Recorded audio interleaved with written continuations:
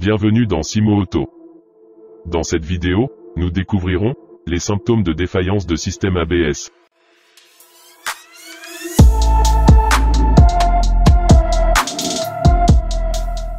Les symptômes de défaillance de système ABS.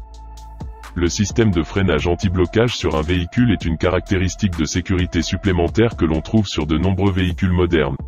Le système ABS est conçu pour empêcher le blocage des roues lors de situations de freinage brusque, empêchant ainsi le véhicule de déraper ou de faire de l'aquaplanage.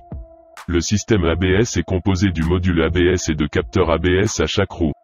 Les capteurs détectent la vitesse des roues et enverront un message au module ABS pour pomper rapidement les freins lorsqu'il est détecté que le véhicule dérape ou a perdu de la traction. Lorsque le système ABS ne fonctionne pas, la perte de traction, le dérapage et l'aquaplanage sont beaucoup plus susceptibles de se produire dans des conditions de freinage brusque. Le système ABS de la plupart des véhicules est généralement conçu pour vous donner de nombreux signes avant-coureurs en cas de problème avec le système. Être conscient de ces signes avant-coureurs et résoudre le problème dès qu'ils surviennent vous permettra de garantir que votre système ABS et votre véhicule continuent de fonctionner pour une sécurité maximale. Pédale de frein qui ne répond pas. Si vous mettez le pied sur la pédale de frein et que la voiture ne ralentit pas du tout comme elle le fait normalement, c'est évidemment le signe qu'il y a un problème. Au début, le symptôme commencera progressivement où vous devrez appuyer plusieurs fois sur la pédale pour le faire fonctionner. Mais au fil du temps, vous devrez appuyer plusieurs fois pour effectuer une seule fonction de freinage. Il peut éventuellement arriver au point où il cesse de fonctionner complètement. Si vous remarquez des problèmes avec la pédale de frein, vous devez également vérifier le niveau de liquide de frein et envisager de rincer le système de freinage afin de savoir qu'il n'y a pas d'air dans les conduites de frein. Le compteur de vitesse échoue. Dans de rares cas où votre module de commande ABS ne fonctionne pas, le compteur de vitesse sur le tableau de bord cessera de fonctionner. Soit il vous montrera une vitesse incorrecte, soit l'aiguille restera simplement à 0 mph. Les freins se bloquent.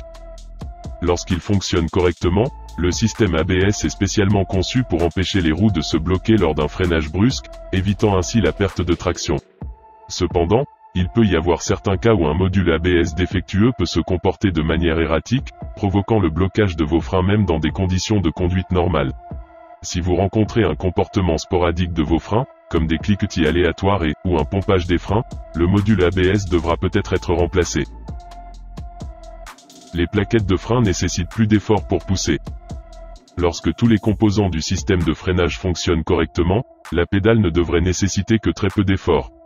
Il devrait être très facile d'appuyer dessus, et une fois enfoncé, il devrait avoir un effet immédiatement perceptible en ralentissant le véhicule.